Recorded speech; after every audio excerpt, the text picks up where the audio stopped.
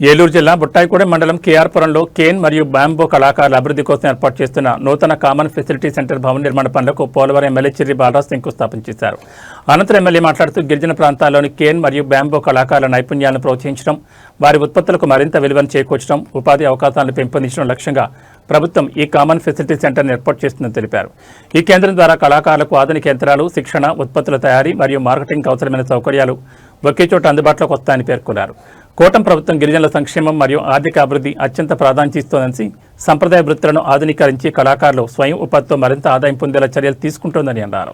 హృదయపూర్వక నమస్కారాలు. చాలా సంతోషకరమైన విషయం. ఈ బ్యాంబోకి సంబంధించి గతంలో కూడా నాదెండ్ల మనోహర్ గారు ఇక్కడికి పుల్లను కూడా ఇచ్చేయటం జరిగింది.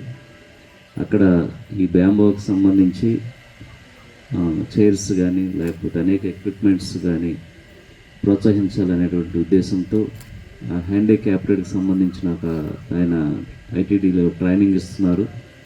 తద్వారాగా వారికి ఉపాధి కల్పించాలనేటువంటి ఉద్దేశంతో మేము కూడా చాలా తాపత్రయపడ్డాం.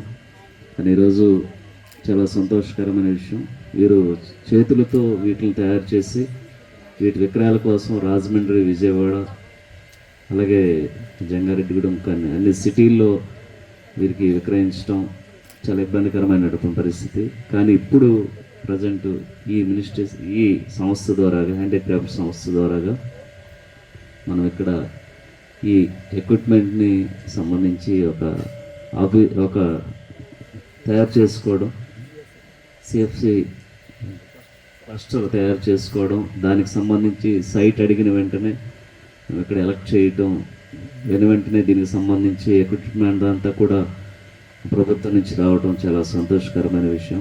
ఇలాగా ఈ గిరిజన ప్రాంతాల్లో ఇలాంటి ఫెసిలిటీస్ అందించాలనేటువంటి ఉద్దేశంతో ఉన్నాం. ప్రత్యేకించి ఈరోజు ఈ కార్యక్రమానికి కానీ లేకపోతే ఏదైతే ఎక్విప్మెంట్ సంబంధించి ఈ డిపార్ట్మెంట్ వారికి పోలవరం నియోజకవర్గం తరఫున ప్రత్యేకించి ధన్యవాదాలు తెలియజేస్తున్నాం. ఇలాగా గిరిజనుల యొక్క ఏదైతే వారి నైపుణ్యతను ఇంకా పెంపొందించే విధంగా, వారి యొక్క ఏదైతే బ్యాంబోకి సంబంధించి ఇంకా మరెన్నో ఈ ఎక్విప్మెంట్ తయారు చేసే విధంగా